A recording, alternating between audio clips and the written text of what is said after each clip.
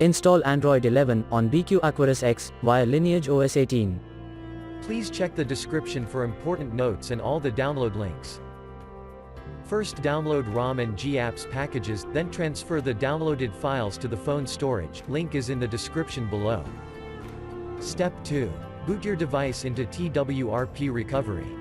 Once in TWRP, click on Wipe, Advanced Wipe, and select the check boxes, as shown in the image, excluding internal storage.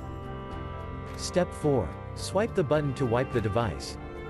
Step 5. Go back to the recovery main screen, and tap on the Install button. Step 6. Navigate to the storage, and select the ROM zip file. Step 7. Finally, swipe the button on the screen, to install ROM file.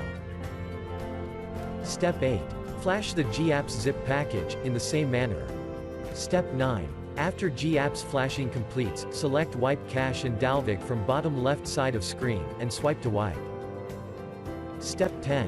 When the flashing process is complete, hit Reboot System. That's it, you have successfully installed the ROM on your device.